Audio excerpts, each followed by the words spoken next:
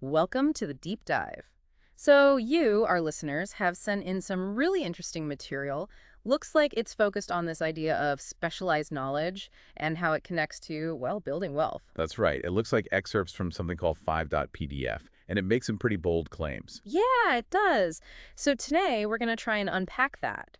What's the real difference between just, general knowledge, knowing a bit about everything, and this specialized knowledge? And crucially, why this source argues that specialized knowledge, when you actually organize it and apply it, is, well, fundamental for financial success. Okay, so that's the mission for this deep dive. Extract the key insights from this material.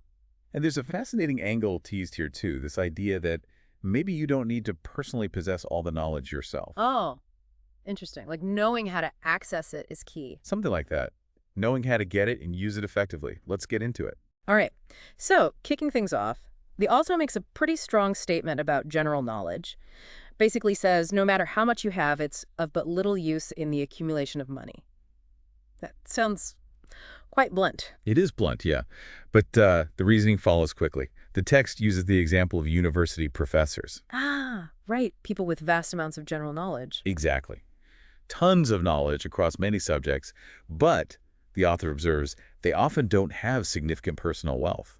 So what's the disconnect there, according to the text? Well, the point is, professors specialize in teaching or disseminating knowledge. They don't necessarily specialize in organizing or applying that knowledge towards a specific financial goal. Okay, so it's the difference between knowing things and knowing how to use those things to, say, make money. Precisely. The raw information, however much there is just potential. It doesn't do anything on its own without a purpose and a plan, especially for building wealth. That makes sense, like having ingredients but no recipe. The text says, knowledge will not attract money unless it is organized and intelligently directed to the definite end of accumulation of money. Yeah, the organization and the direction are key. It's intentional. And this leads to that famous saying, knowledge is power. The author actually challenges that a bit, right? Yeah, modifies it. Mm-hmm. Says knowledge is only potential power.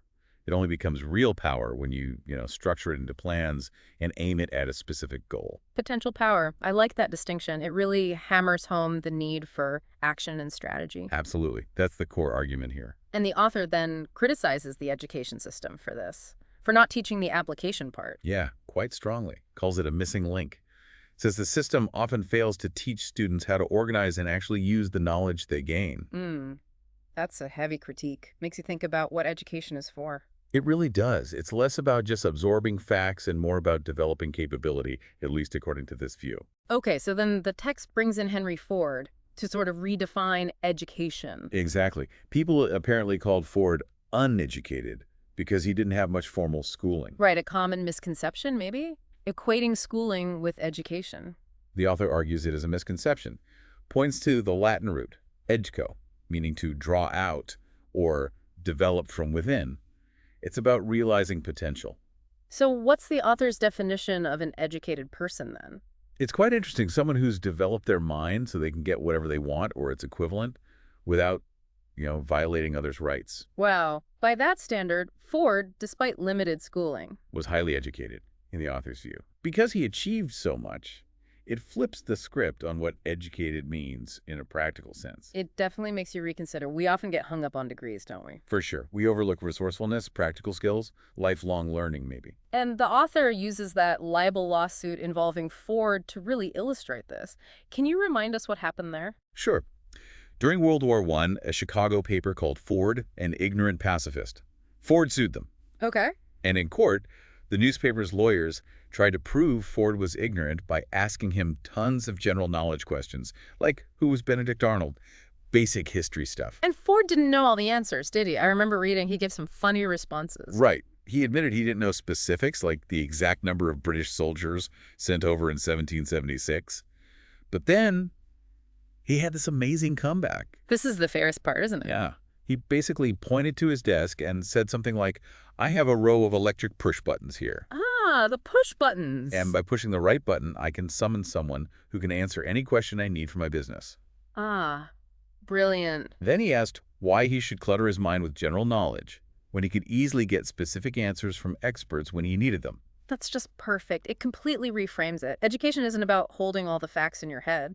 Exactly. It's about knowing where to find the knowledge how to organize it, how to use it, being the conductor of the orchestra, not playing every instrument. A resourceful orchestrator. I like that. And the author stresses Ford did this through his mastermind group, basically, his team of experts. Right, the mastermind. Let's talk more about that. Because the text says transforming desire into wealth needs specialized knowledge. Yes, specific to your goal, your field. But then it says maybe you don't need to have it all yourself. That's where the mastermind comes in. Precisely. The mastermind group is presented as this strategic alliance, a way to fill in your own knowledge gaps. So like a team where everyone brings different expertise. Exactly. Pooling knowledge, sharing insights, working together towards a shared goal. It's about synergy. So if someone listening wants to form one, what's the first step? Identify your own gaps? That seems logical, yeah. Know your strengths, know what you don't know, and then find people who have that missing knowledge and share your drive. And Andrew Carnegie is another example used here, isn't he? The steel magnate. A prime example. Carnegie apparently knew very little about the technical side of making steel Really? But he built this massive steel empire. because he was brilliant at identifying, organizing, and directing the specialized knowledge of the experts in his mastermind group. So again, it's the orchestration, the leadership. Absolutely. The person building the fortune doesn't have to be the expert in everything. They have to be expert at managing expertise. That's actually really empowering, isn't it? For anyone feeling like they don't have enough education or skills. It should be. The text says this should give hope. If you can organize and direct a group of knowledgeable people, you are, in this definition, just as educated as any of them. It shifts the focus from solo genius to collaborative leadership. Totally. And it mentions Edison and Ford, again, limited schooling, massive success through teams and ingenuity. And the specialized knowledge itself, the author implies it's actually quite available, maybe even inexpensive. Yeah, makes a slightly cheeky comment about university payrolls, suggesting the knowledge is there, even if it's not always used by the possessors for personal wealth. Okay, so specialized knowledge is key. The mastermind helps access it. How do we get this knowledge if we need it? What are the sources the text recommends? Well, first, crucially, you need to know exactly what knowledge you need and why. What's your major goal? That comes first. Define the target. Makes sense. Then, the sources listed are, number 1, your own experience in For education. practical learning, Number 2, the experience and education you get through your mastermind alliance. leveraging the group. Okay. Then, colleges and universities, public libraries, books, periodicals, and finally, special training courses like night schools or home study. It's interesting that own experience is listed first. Values that hands-on learning. It seems so. Practical wisdom gained in the real world. Combine that with the mastermind's collective knowledge. That sounds powerful. Yeah, experience gives context theory lacks. Yeah. And the group adds diverse perspectives. A really strong mix for tackling problems. Then the more traditional routes, universities, libraries, what's the author's take on those? Any warnings? The main point about universities is that a degree can just be a pile of miscellaneous knowledge if it's not focused. If it's not tied to that specific goal we talked about. Exactly. The advice is figure out why you want more schooling before you enroll. Pick reliable places and courses that directly serve your purpose. Be intentional about it. And libraries are great resources, but again, you need to know what you're looking for and how to use it. Right, not just wander the stacks aimlessly. Precise. And then the specialized training night schools, home study. The author seems quite positive about these. Yeah, particularly in light of how the job market changes. It mentions observations from Robert P. Moore at Columbia University back then. Oh, yeah. What did Moore observe? Increasing demand for specialists. Accountants, engineers, statisticians, journalists, architects, chemists. So specialization was becoming more important even then. Definitely. And Moore also noted employers were starting to look beyond just grades, considering character, intelligence, personality. Interesting. That sounds pretty modern, actually. It does. Moore even suggested apprenticing students in summers for practical experience. Bridging that gap between theory and practice. And he advised students pick a specialty after the first couple of general college years, which lines up perfectly with the author's focus. So back to night schools and correspondence courses. The author highlights their practical value, especially if you're already working. You can gain skills without quitting your job. Flexibility is a big plus. Home study offers that flexibility. Any other benefits mentioned? Potential for consultation privileges, which could be valuable. Okay. Now, there's a slightly odd point about paying for learning, specifically correspondence schools. What's the idea there? It seems a bit paradoxical, right? But the argument is that we often undervalue things we get for free or too easily. Like public education, maybe. That's the implication. Because it's free, maybe we don't appreciate or use it fully. But when you pay for a structured course, You're more invested, committed. that's the idea. It builds discipline. You're more likely to see it through and actually absorb the knowledge because you've put skin in the game. The author shares a personal story about this, right? An advertising course. Yeah, I apparently took a home study course, was initially reluctant, maybe annoyed by the regular bills, The collection system. but came to see the value in that discipline. Said it taught promptness, decision-making, finishing what you start, funny but insightful. It is. And employers might see that commitment too. If someone's doing home study on their own time. Definitely. The text says employers often view it very positively. Shows ambition, initiative, leadership qualities. Tackles that universal weakness of lack of ambition, as the author puts it. Right. Using spare time productively for self-improvement, that gets noticed. Can lead to promotions, new opportunities. So it's a way to stand out and move up, especially if you're already employed. Exactly. A practical path for adding specialized skills without going back to school full-time. And this need for specialized knowledge becomes even more critical when economic conditions shift, doesn't it? Absolutely. The text argues that during, say, post-depression times or any economic change, you need to be able to acquire new relevant skills to find income sources. It's about adapting, staying relevant. Yeah, there's an analogy to a smart merchant. If stuff isn't selling, you don't keep stocking it. You find out what is in demand and switch. So if our skills aren't selling in the job market, we need to update them. That's the idea. Be proactive. Adapt your skill set to the opportunities that actually exist. And the story of Stuart Austin Weir really drives this home, the engineer who became a lawyer. A fantastic example. He was a construction engineer, well into his 40s, Yeah. decided to completely switch careers during the Depression. That takes guts, especially later in life. It does. But he went back to school, specifically chose courses and institutions known for corporate law, the area he targeted. So he was strategic about how he learned. Extremely. The author notes, it pays to know how to purchase knowledge. We're apparently finished a 4-year law program in just 2 years. Wow. Accelerated learning through focus. And he built a successful practice. It shows age and current responsibilities aren't necessarily deal breakers if you're determined and strategic. The key takeaway being continuous learning is essential. Crucial. Stopping learning after school leads to, well, mediocrity, according to this text. You have to keep adapting. Okay, then the focus shifts to success stories fueled by both specialized knowledge and imagination. Let's start with the grocery store salesman. Right. This is a great one. Unemployed salesman, had some bookkeeping background.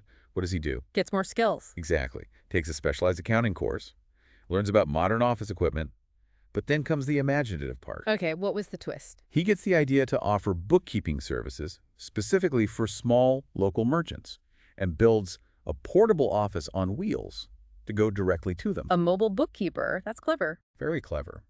The author stresses it wasn't just the accounting skill, but the imaginative application, the mobile service that made him successful. His income shot way up. That's brilliant. And this success then sparked another idea for the author about marketing personal services. It did.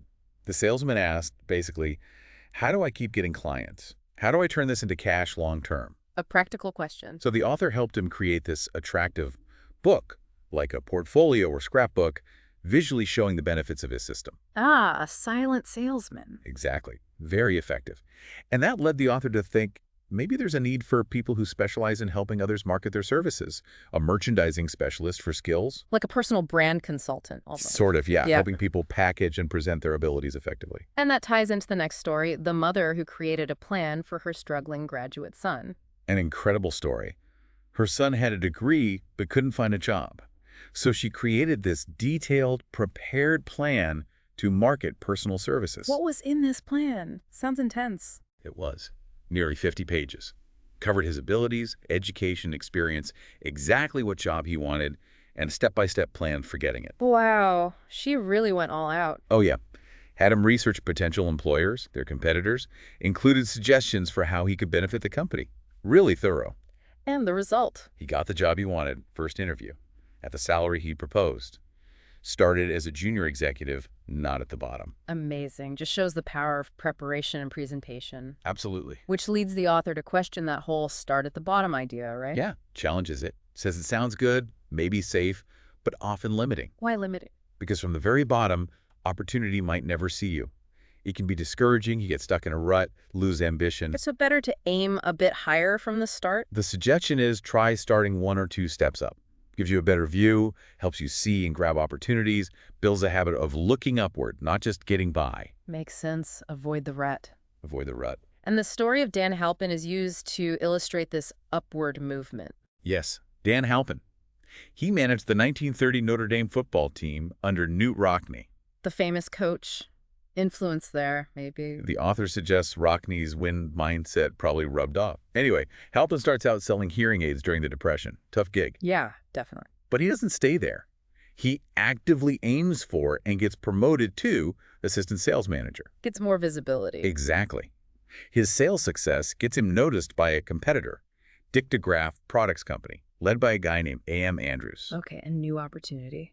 Andrews tests him, sees his potential, and Halpin shoots up fast. Vice president and general manager within 6 months. 6 months! Wow! That's incredibly fast. The author puts it down to dedication, that winner mentality from Rockne, and refusing to just settle. So ambition, effort, and maybe the right connections or influences. And imagination, too. Andrews had to imagine Halpin's potential, and Halpin had to imagine a better path for himself. Right. It connects back to habits, positive associations. Yeah, the author mentions encouraging his own son to work with Halpin, even for less initial pay, just to be around that kind of ambitious mindset. Because associating with high achievers can lift you up. That's the strong implication. The bottom line from the author is, well, the bottom is a monotonous, dreary, unprofitable place. Plan properly, you might avoid starting there. So this brings us back to marketing personal services. The author sees huge potential there. Huge. Points out the vast sums of money exchanged for services each year.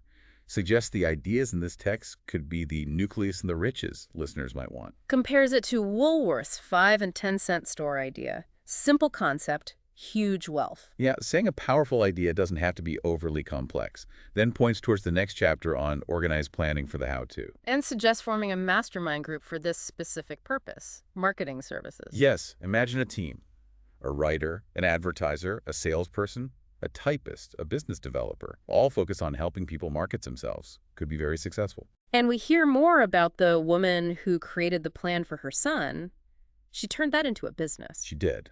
Demand for her skills grew. She built a team, typists, artists, writers, to help dramatize clients' qualifications. Dramatize, so make them compelling. Make them stand out, yeah.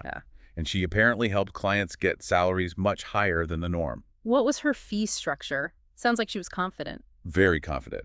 Took a percentage of the increase in pay she helped clients get. Wow. Pay for performance. Shows she believed in her system. And the author notes it was a win-win. The client got more money. The employer got proven value for that higher salary. Smart. Though her exact methods are secret. A closely guarded professional secret, yes. But her success proves the concept works. Okay, so wrapping up, the author really circles back to imagination, specialized knowledge, and ideas. Yes, reiterating that this idea of marketing personal services, simple as it might sound, could be a goldmine for someone with imagination. Could generate more income than many highly educated professionals, potentially. That's the claim. And it applies whether you're job hunting or trying to get a raise. Because there is no fixed price for sound ideas. Exactly. Specialized knowledge is out there, fairly easy to find, relatively speaking. Good, actionable ideas are rarer. So there's a growing demand for people who can bridge that gap, help others market themselves using sound ideas. That's the conclusion. And capability means imagination. That's the key to combining the knowledge and the ideas into plans that create wealth. And the final punchline. Remember, the idea is the main thing. Specialized knowledge may be found just around the corner, any corner. Love that. So to quickly summarize our deep dive today, we really hit that distinction between general knowledge, which is just passive, and specialized knowledge that's organized and actively applied for a purpose, especially financial. Right. Information isn't enough. It needs strategy, action. And the mastermind principle is huge, leveraging others' expertise, like Ford and Carnegie did. A core strategy presented here. We looked at how to get specialized knowledge experience, alliances, schools, libraries, home study, and the value of maybe even paying for learning to build discipline. And the need to keep learning and adapting, like Stuart Austin Weir did, switching careers midlife. Then those great stories, The Mobile Bookkeeper, the mother's plan for her son showing knowledge plus imagination is the real magic formula. Imagination as the catalyst. We questioned the start at the bottom mantra, saw Dan Halpin's rapid rise, and landed on this big, maybe untapped opportunity in marketing personal services effectively. Yeah, presenting skills and value in a compelling way. It feels like we've covered the ground pretty thoroughly, the main concepts, the stories, the takeaways from the material shared. I think so. From redefining education to the power of ideas and applied knowledge, we've tried to unpack the core arguments. Great. So for you, our listener, maybe the final thought to chew on is this. Given all this specialized knowledge just waiting around the corner, what unique idea could you spark by connecting some of that knowledge with your own interests and observations to create real value for others? Great question to ponder. Absolutely. This deep dive, as always, is just the start of your own exploration. Thanks for tuning in.